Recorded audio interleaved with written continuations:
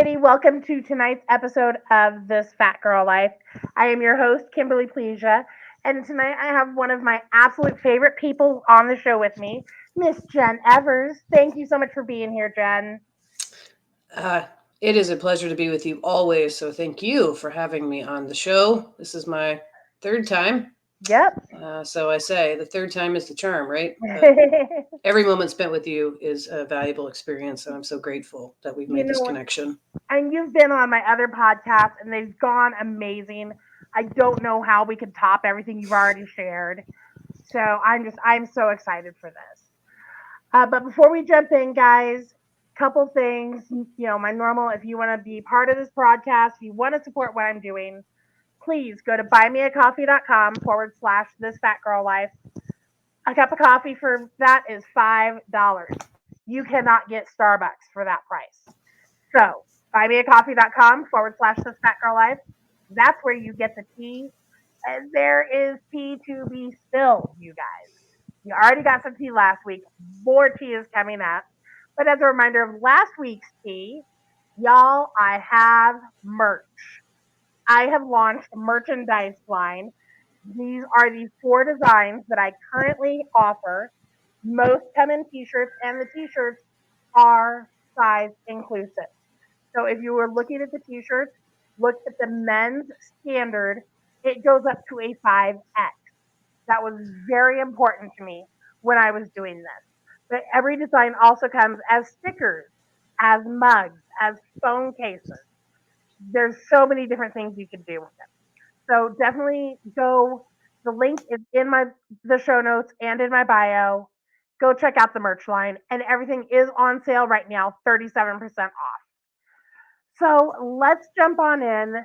Jen, for anybody who has not seen you on any of my other shows, why don't you tell everybody a little bit about yourself real Sure. Thank you. And congratulations on your merch line. I've already looked at some of it. So I will be purchasing something to support you because you're worth supporting. quick? And I Thank love your you. mission. So, a little bit about me. I am a nurse by day and I'm a nurse educator. But what I'm really passionate about is my gifts as a highly intuitive empathic healer. I am a Reiki master, certified Ho'oponopono practitioner, and a psycho-spiritual life coach. So, I help to alchemize the energies that we carry that most of us are unconscious of that contribute to the things that continue to show up in our life. So, stepping more and more into those gifts. And my life is a healing journey just like all of ours are, and I embrace it fully. So Absolutely love that. And you guys, I got to tell you, when I first met Jen, we met online, and I had read her bio, read her background, and we're just sitting there talking through a Zoom call, and she started asking me questions. I've cried every episode that I've been on with her. I've cried every meeting that I have with her. So I'm going to be shocked if I make it through tonight without crying, because she gets me and she can read me so well. It's just it's mind blowing. So if you are looking for an empath to work with, a Reiki healer, go to my girl Jen, y'all. Trust me. thank you. You're Of safe with course. me, and you're held in love unconditionally. There's no judgment with me. We're all one, and the sooner we realize that, the sooner we can change this world and really stop all the suffering that so many of the things in this world perpetuate. Um, Yeah. you know, unconditional love. That's the answer to everything. I love that. I absolutely love that. Well, and that really flows in with tonight's topic. Tonight we are discussing self-love, loving ourselves, and realizing the fact that we're already enough. We don't have to change or conform. And we are bombarded with messages telling us the opposite of that. So, Jen, you kind of brought this topic to me on this one. What really spurred you along on feeling like this was a necessary topic? I think it's something that we all suffer with, and I think the behaviors are unconscious because this is what society, this is what our structures, our systems have set up for us. And this is not just our lifetime, it's generational trauma. that we keep passing down unconsciously. So there's no one to blame. But the sooner we look within ourselves and we realize these patterns that are showing up, and then we can do something about it to interrupt it and start actually working with ourselves to look at that child that had needs that were unmet. And the biggest one is the fact that we didn't feel loved. For whatever reason that was. Some people experience trauma on a grand scale, but trauma is not just, physical or sexual abuse or going off to war and experiencing it. It can be as much as growing up in a household where you're told that you're good or you're bad if you don't conform to this way or that way. Children do not have the mental capacity to understand the difference between what their parents want them to do and who they truly want to be. So we get this idea of attachment versus authenticity. In order to keep the love or the peace or the love that I want from my parents or whoever raised you, that's a whole nother trauma in itself, right? Mm-hmm. I can't be who I feel that I am. I can't express myself. And so we trade our authenticity for the attachment. And as a child, this is self preservation. This is self protection to be able to exist, to be able to grow and develop. The issue is that we don't ever actually lose that pattern. It just, it boils over into our adult life. And then all these Exactly. systems and structures just perpetuate it. And Exactly. we're not even aware of it until we start to become aware of it and say, wait a minute, what am I afraid of? Who am I trying to prove myself to? You know, I don't have to be anything than who I am. I'm an adult now and I can choose to be me and, screw the world if they don't like that. It's not that we're saying screw them because we love them, right? Because they're all in Mm-hmm. their own unconditional or unconscious patterning, but I can be me. And it's my job now as the adult to love myself and stop seeking that from outside of ourselves, to know that we are enough right now. You don't have to do anything, you don't have to be anything else other than who you were always created to be, which Well, is and I your think authentic self. we're not only seeing this in the home though, because things could be great at home. You could have the most supportive parents, but if you're getting that bullying in school or wherever, be it the church, be it an organization that you're part of, it can come from so many different areas, and a lot of the times we don't even know what's happening. We are completely unconscious Sure. to the fact that it is happening until years later when we see the damage that was done. Yeah. But this is the way we were taught that it was, right? This is just the way it is. I can't tell you how many times in my life I had that. And my parents were, stayed together. They were church going people. They did the best that they could from the place that they were in. But whether they know it or not, they had their own traumas that they were passing down. And as a highly sensitive person, I took all of that on. And as a child, Mm-hmm. I couldn't talk about that to anybody, right? So there's the trauma. Who do you talk to about those things to feel safe? Mm-hmm. And, my mother went through a depression when I was 11 years old. And at that point, I had to grow up. I had to become the caregiver. And I took it because I didn't want to lose her, right? So we do these things because it's what we're told we have to do to keep the peace, to keep the conformity of what it is. And then, coming out at 17, I was terrified. I was terrified because I thought I was going to lose the love, right, from my parents. Thankfully, I didn't. But, all of that stuff we just internalize and we keep telling ourselves these stories that are shaped from our childhood experiences that goes back to authenticity versus attachment. And until we uncover and we go back to these places and we really start to look at it, right, with compassion and love, because what we often do is every time we make a mistake, every time something comes in, we start to shame ourselves, we start to guilt ourselves, we start to tell ourselves we're not good enough. Mm-hmm. And the words that we speak to ourselves are painful. They just perpetuate the same patterns and stories that we already hold about ourselves that have been there for years. And that's what I teach people how to do, Yep. is really to rewire these neural pathways by becoming aware of them, flipping the script, and being the person that we needed when we were children, that we didn't get. Right? It's not because it's their fault. Um, it's just because they didn't know their own trauma. And Right? I think that's a lot of it. We've heard for years. I remember hearing it growing up. Hurt people hurt people. And basically, for anybody who doesn't get that reference, who isn't a kid of the 90s, who heard that a lot, people who are already hurting, whether they know they're hurting or not, they're going to pass that on. Yeah. And most often it is done and they're completely oblivious they're even doing it. But it still happens. And so that is really the first step, to trying to get to that space of self love, of realizing that you are enough, is to become aware of it.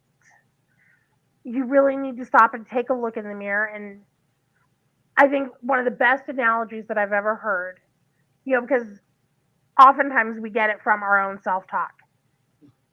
Would you speak to your best friend the way you speak to yourself in the mirror? If somebody said those words to your best friend or to your child, I would go mama bear on somebody in a heartbeat. Right? But we Guilty. do it to ourselves. Yeah. Well, We do it to we're our own ourselves all worst the inner time. critic, right? We're always judging ourselves, and that's where we have to stop. But that's the pattern that shows up, and we're unconscious of Mhm. it. So we have to become consciously aware of it and make a different choice in the moment, right? It's like path A or path B. Do I keep going down this way, or do I stop myself and see the fork in the road and go, "Oh, I have an option to go this way." It's not difficult. It just takes time, patience, and what comes with that is an allowance of starting to allow ourselves to receive love from ourselves. And the minute we can give ourselves love and we can show ourselves compassion, because we can look back at our life and go, oh my God, right? What the hell was I thinking? Oh, hindsight's always 2020. Right. But can we look at the thing and say, okay, Jen, you did the best you could from the conscious place that you were at. You didn't know this stuff. So stop beating yourself up and just start loving yourself through it. And I think that's one of the hardest things is us coming to that point of forgiving ourselves for what we've put ourselves through. Even as adults, we've gotten out of our parents' home, we're on our own, we're still beating ourselves up. But when you start getting to that point where you become self aware, where you're working it out, that's really one of the hardest steps is forgiving yourself for the hell that you put yourself through for however many years. Right. Because we're all guilty of it. And that's okay. Right. That's okay. Hmm. And what I really teach people is forgiveness is actually a beautiful byproduct of just choosing to love ourselves and show ourselves compassion. Um, because forgiveness is, it seems like it's a power thing. We have to forgive ourselves, right? Like it's still kind of going back to that place of I was wrong, right? But what's wrong? What's right? We do the best from the place that we're at. So just hold yourself through that. Love yourself through that. Be the person that you needed that you didn't have. Wrap your arms around yourself and hug yourself. I know that sounds silly, but it works. Oh, it definitely does. Yeah. And one of the biggest tips, and I take it from my own journey into healing that I've gone through, is when it comes to that self love, that loving yourself fully. You First off, nobody will ever love themselves 100%, 100% of the time. It's just not. It's not reasonable to ask because we go through those moments where you may hate. You're having a bad hair day. You hate your hair. You're whatever, however that looks. But the biggest thing that I ever got from it was, even if you hate it in that moment, find a purpose for it. The example that I use for this, and it's because I actually went through this myself with my own healing. My double chin. I am not a fan. Not a fan. But if I am sitting in the armchair next to my husband watching a movie and I doze off, I have a built in pillow. How many people can say that? It serves a purpose. It's a beautiful way to look at it. It's an honoring of yourself instead of shaming yourself, right? Exactly, exactly. And so it's fine. You'll go through, you'll make that list of things that you're struggling with, and then find a good thing about that thing. Yeah. We can always flip the script, right? We just have to make a Exactly. choice to, and that's difficult when we haven't done the work around choosing to love ourselves. So you said a great thing, right? Just I tell all of the people that I work with, one of the first things that I have them do is, I say, okay, here's your task for the week, your homework. Every time you go and look in a mirror, I want you to look at yourself in the mirror and say, I love you, and see what comes up. And they all come back and they're like, oh, I couldn't get through it without turning my eyes away or averting, or tears or emotion came up. And I instruct them, it's okay. If it comes up, let it come up, right? But usually by the end of the first week, they're able to look. By the end of a couple of sessions, they're able to start believing it, because the words that we speak to ourselves have energy. And it's like Mhm. retraining our brain, right? Because we didn't hear these things from ourselves. So it is definitely a conscious shift, but it's possible. And we just have to start where we're at. It doesn't matter if you're here or there. The best place to start is where you're at, and And you're worth it. I love that you do that because one of the things that I do is very, very similar. One of the first things that I have a client do is write a love letter to themselves. Now, it doesn't have to be all flowers and romance. Write a love letter to your hair because that's what you love in that moment. But then I've actually, and again, this is something I've done myself. I've rewritten it many times, but I keep it with me because when I'm having that day where I'm really struggling, because we all have them, but you get to a point where you can recognize that struggle. So when I'm really struggling, I will pull that letter out as a reminder of what I do love. And it really does kind of flip the script, so to speak. Yeah. Of it changes the dynamic. I could be in that place of really beating myself up and then remember, hey, you know what? It's not that bad. You're not that bad of a person. Yeah, this wasn't great. Yeah, you took some steps back, but It's just a moment.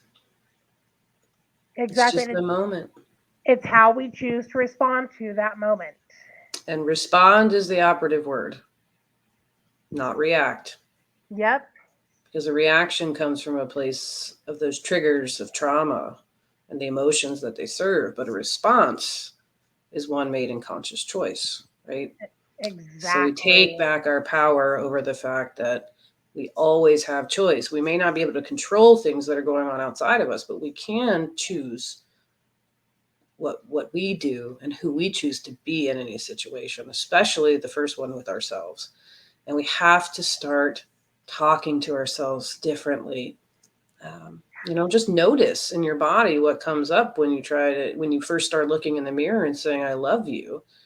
I couldn't do it the first couple times I looked without looking away or lots of tears coming up, but it got Hmm. easier. And then I started to believe it. And it's been a snowball of love ever since that point. So, yeah. Well, it's been proven. It takes 21 days, Hmm. 21 consecutive days of doing something to make it a habit. So if you're doing this for 21 consecutive days, it becomes subconscious. You're Yes. doing it automatically.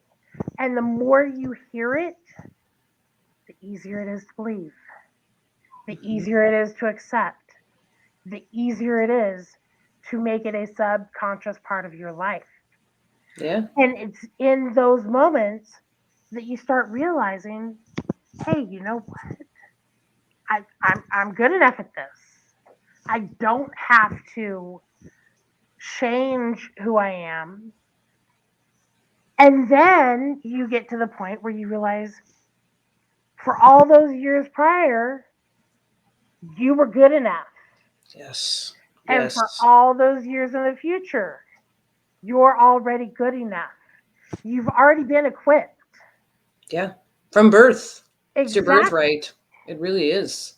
And you don't have to prove yourself to anyone, including yourself.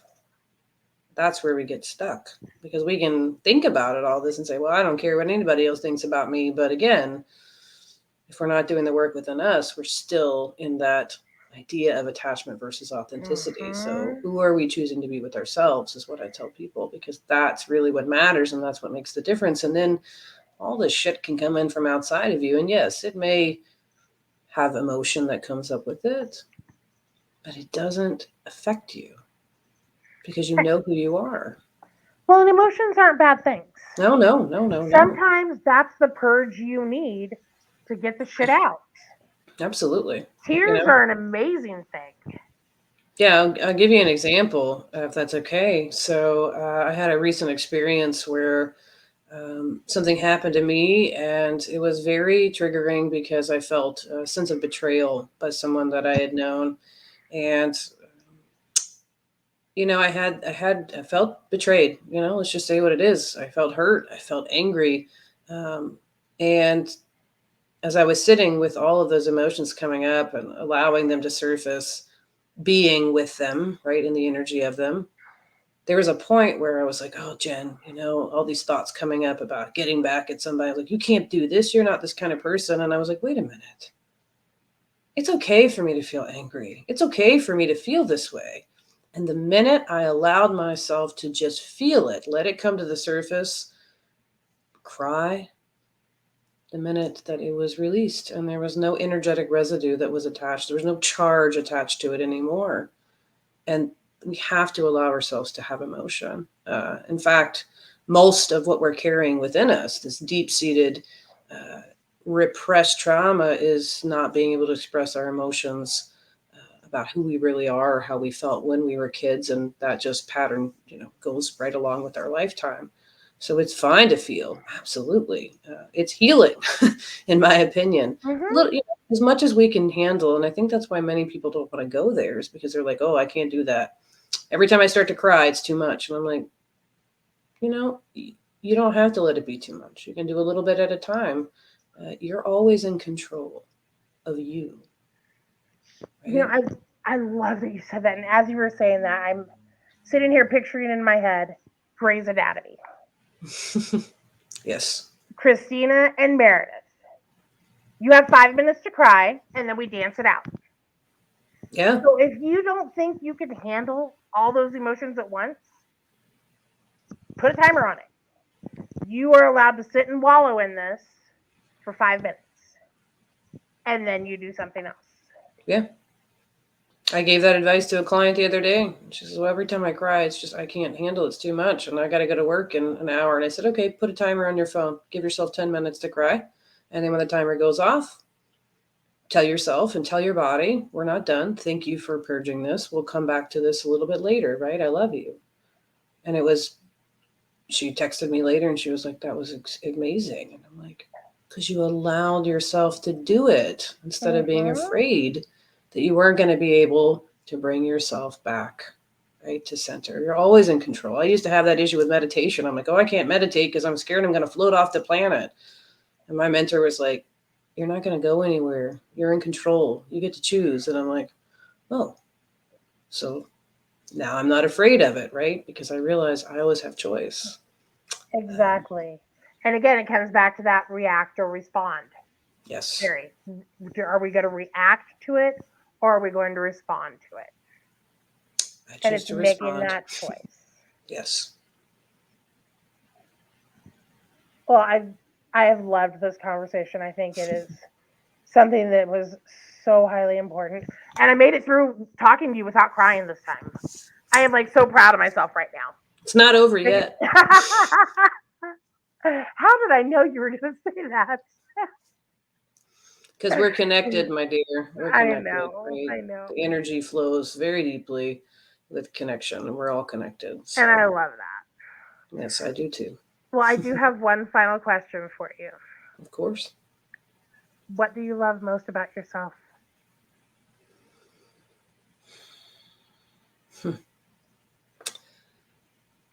I love my ability in my heart to hold the truest essence of love for myself because I'm worth it. And that gives me the ability to hold a space for each and every single one of you to see you for who you are as the divine light and love sent forth in this vessel to remember that you are love and you have always been worthy of exactly that. How could you be anything less? I absolutely love that. Okay. Like I felt that, y'all. I can't make it through without crying with her. I swear. I will be honest with you, I'm Kimberly. not ugly crying this time, but Saying that brought up emotion within me, so I was close to tears too because this is my divine purpose in this life was to remember who I am and to learn and remember to learn how to love myself so that I can share this with the world because we are worth it and we are all connected. We are all one. And all of these things that we see out in the world, this division, how people treat each other, it's just a mirror of the trauma that's going on within them. And we have to go within and do the work within us first. And the sooner we do that, the sooner we can heal the hearts of humanity. So thank you for allowing me to share that. of course. And I don't know if you see the comment on your screen. That's actually from my husband who is sitting in the Hi, living room John. watching. Yeah. Oh, I'm very intuitive. So, yes. very much so. Well, Jen, I want to thank you so much for coming on and sharing with me and sharing with my audience again. If somebody wants to work with you, how do they get in contact with you? The best way is you can go to my website, which is www.theawakenednurse.com, and just send me a message. It has a little bit more about me and what I do, but if you've watched this, you kind of know. And I also have a private Facebook group called the Awakened Nurse Collective, where I show up every week and deliver messages on different topics that can just help you navigate life and yourself and how to return home to your hearts. I do it in love and service for humanity because my healing is your healing. Your healing is mine. So let's share this love with the world. And I'm grateful for the opportunity to spend time with you. And one of my goals is one day we will meet in person. And I can't Yes. wait to wrap my arms around you and hug you. Right? Oh, God, yes. Yes. I look forward to it. And meet your husband, John. Well, I want to meet your wife. Yes. Maybe I it'll would just be love us. I won't drag the kids along, but they're cute. that. They're cute nonetheless. So thank you Well, so much. of course. You guys, I hope you have an amazing evening. I will be back next week with another amazing repeat guest. She's been on other episodes before with my other shows, so she's going to come here as well. That's Larnie Mulvey. She'll be on, and she actually just competed in the Strong Woman competition. So I'm excited to hear the results of that.